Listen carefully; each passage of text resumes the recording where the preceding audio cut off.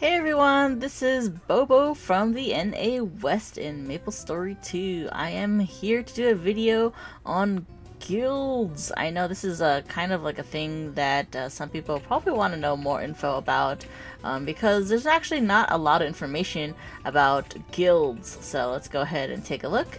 I want to show you guys how the guild stuff looks like. So basically, once you guys have 2k mesos, you guys are free to make a guild of your choice, or if you like, you can join one. Guilds usually, of course, start off at level 1, so you know that's the starting point. You guys can change your emblem, and you guys will also have things like guild funds, and I guess the amount of members you can have for the guild. There's also guild stats, or I guess in this case rankings. Click on rankings here. It will show you guys where your guild places among the other guilds in the server. Rankings, of course, is based off of things like trophies and all the sort of achievements you guys gain throughout the game, so be sure to do that. You guys also have a thing called a guild notice. You can change and put information about the guild, or you know, stuff that you want your members to see when they first log in. So clicking guild emblem here lets you change that. Guild notice here lets you change the notice. Guild focus, so you also can kind of set up a focus of how you want your guild to be, whether it's social, for trophy collections, home design, workshop templates, hunting parties, dungeons, PvP, or guild arcade. You can also choose the active times of when you guys will be playing: weekdays, mornings, evenings, weekends, or the members' ages, which is teens, 30s, 20s, or other. I swear when I saw the other option, I just kind of cracked up a little bit. Anyways, that is kind of the overview here for the guild stuff. Here, this tab is members, which is the list of all of your members in the guild. So you guys can see that. You can sort the information by rank. I guess you guys can set up the ranks for the guilds. You can sort it by name if you're looking for a particular person, by their level, by their job type, the contribution that they've done for this week, total contribution of overall all their contributions to the guild, trophy amount, or gear score. So that's like for your own use here. The guild also have things like guild buffs, which is, in my opinion, hasn't been too important. This is something that the guild leader can activate, and it's basically a 7-day buff, which costs 20 million of the guild funds. That's quite a lot of mesos. Yeah, that is FYI what the guild buffs are. It's a 7-day buff. It's not a permanent buff, and depending on what you guys want to focus for that whole entire week, you guys can, or I guess the guild leader in this case, can purchase it. Personal buffs is something that everybody should be able to purchase on their own. You can use a personal buff that lasts for an hour only, and it costs 100,000 mesos. So this is coming straight out of your money, not out of the guild funds. You can technically upgrade this, but this will use guild funds, and that is I guess confirmed by the guild leader only. So that is what personal buffs are. Arcade. This is something fun for you guys to do. They haven't really done a guild versus guild arcade thing yet, so it's not really not really going on at the moment. But you guys can play little mini games like MK games like Soul Survivor, Spring Beach, Red Arena, which is kind of a PvP with another person, and Treasure Island, which is kind of like capture the flag style game in a way. And here is the Gilt House. This is where you guys can see what to upgrade. I'm not sure what other people can see in this case, but I'm pretty sure people can see this, but they cannot choose to upgrade. Right now we're actually at a level 4 guild, and in order for us to upgrade, we need to at least be a level 6 guild. I found that out later, a little bit too late. But anyways, when you click on upgrade, there are a total of 5 rankings for your guild house.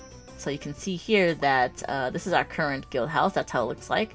In fact, I will visit it right now for you guys so you guys can see how it looks like in person. New mail has arrived. Alright, so this is our guild house. You can kind of place down a little picture here. I just kind of let people mess around with it if they want to. You can practice your damage here, see how much damage you guys can do, switch around skills, test it out. Little seating area here, just for the heck of it. And of course, the 3 merchants you guys want to talk to here. Some of these will have to be unlocked when you're at a lower level, so FYI that you're not going to have everything unlocked yet. So, let's see. Gilt House. So basically, if you click on upgrade, you can upgrade the guild, and you have to go by order. You cannot go from 1 to 5. I know that's kind of like, whoa, can we just skip all that spending? No, I don't think you can actually skip a rank. You actually have to go from rank 1 to 2, 3, and so on. So rank 2 requires us to spend 50 million of the guild funds. It is quite a lot of funds, of course, and it will take quite a lot of time to accumulate. With you guys have members and whatnot, if they actually donate, if they actually check in and participate in things like guild quests. So it will take some time to accumulate. And again, you need to be level 6 guild. It doesn't say that anywhere when I click on it, unfortunately. It doesn't say that, because when I click on it, it'll say like I don't have enough funds. But actually it says, yeah, available starting level 6. Now it says that. Before it would say you don't have enough funds. But anyways,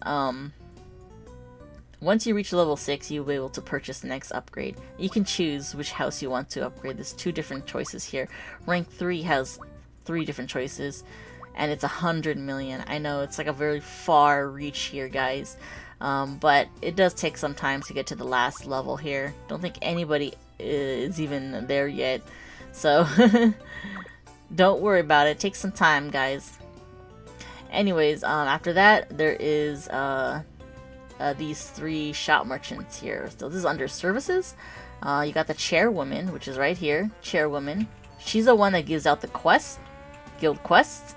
So if you guys need to do a guild quest to up your guild level, this is what you want to do. There is the Gemstone Merchant, which is right here. Gemstone Merchant lady.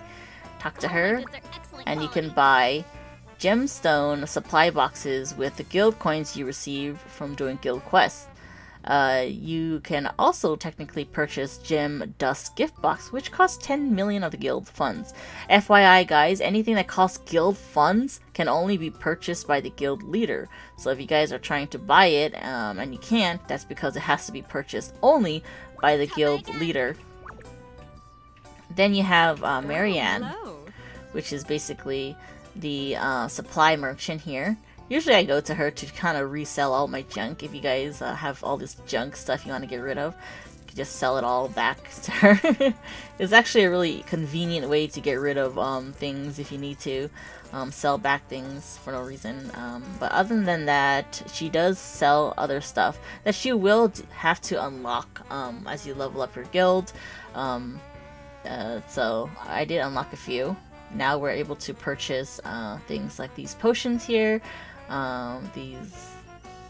Obviously they're not that too useful, but it's kind of nice to just be able to have. Some of these cost mesos, some of these cost guild coins, so you just look carefully. Now I know you guys will see things like the weapon skins. Weapon skins, again, cost guild funds, and they only can be purchased by the guild leader.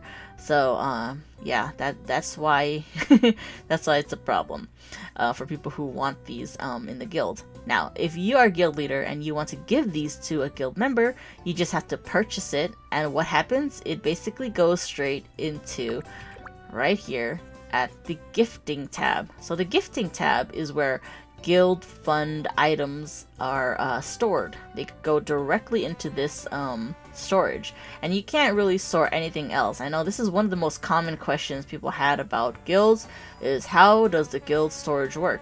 Well, you cannot put stuff like your epic weapon or whatever things you don't need. Hold on, I don't want to sell this.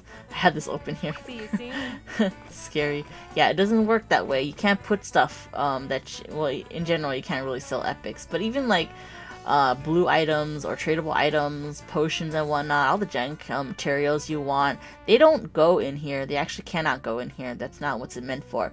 It's meant for only guild fund items. So things like the Gem Dust gift box that you purchase with the guild funds, things like the Silver Knight longsword or whatever, any of these skins that you want to buy and gift to a guild member will go in there.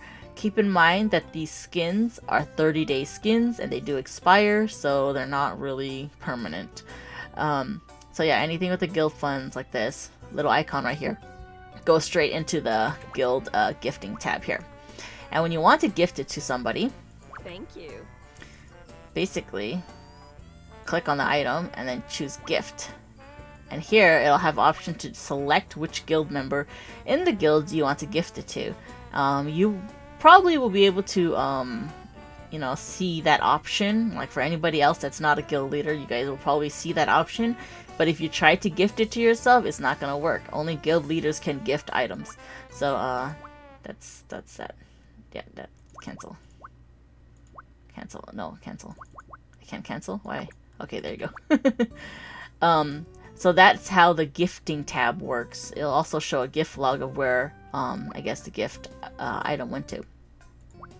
Applications is where people can apply for your guild. If you want to list your application publicly for people to search for your guilds, you just check mark this icon right here and it'll show up when people search for a guild. It'll also show the applications here. You can either accept or decline. Sometimes if you accept a member, it might not work because they have already kind of joined a guild. That's one thing to keep in mind.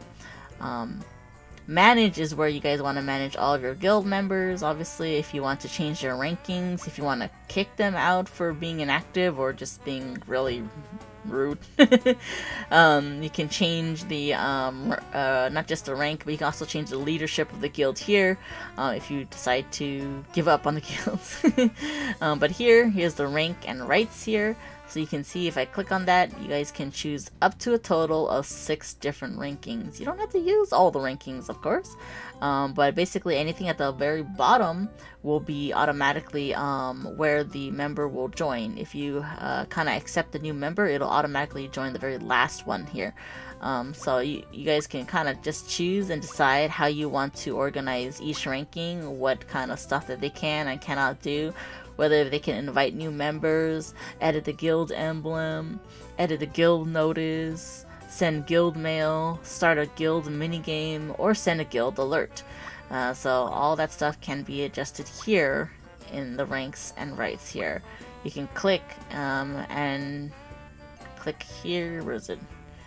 Change rank. You click on change rank. Oh, I gotta click on someone first. So let me just choose somebody and choose change rank. And then I can change the rank of that member manually. There's not really anything that will automatically bump a player to a higher rank for you, so you're gonna have to do everything manually. You can invite members, of course, just like like right away, just invite members if you want to. And of course, they have other things on the bottom here. Send mails for people who can have that option to send a mass mail to every single guild member in your guild. So it's kind of convenient if you want to get a message out right away. So that is what send mail is for. There's also the check-in, which is a little notice that you guys will see in the bottom here as an icon right here. You'll see the guild icon has like a 1 on it or whatever. And that basically means that you can check in now. It resets basically at the usual reset time in the game.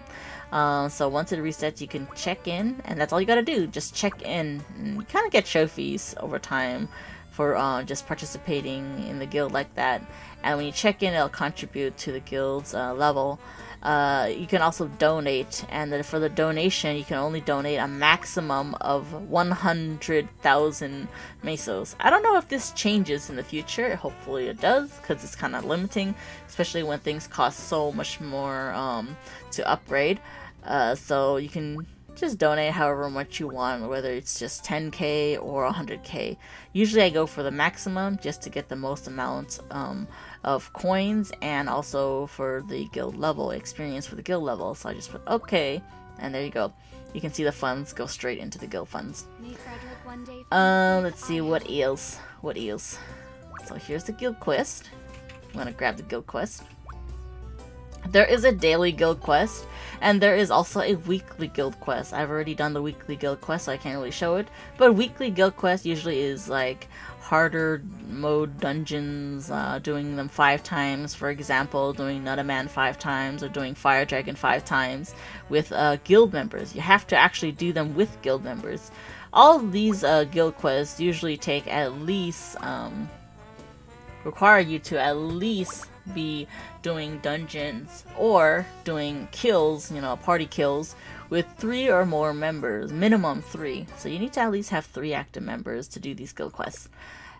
That is basically it for Dan. And guild alerts, one of my most favorite thing to do. Down here you guys will see the option to do a guild alert, and that is literally gonna put out an announcement on the top area right here on the screen once you send out the message. So it's very good to, if you want to alert members like, hey, a boss is here, or hey, you need runs, or want to do runs and something like that.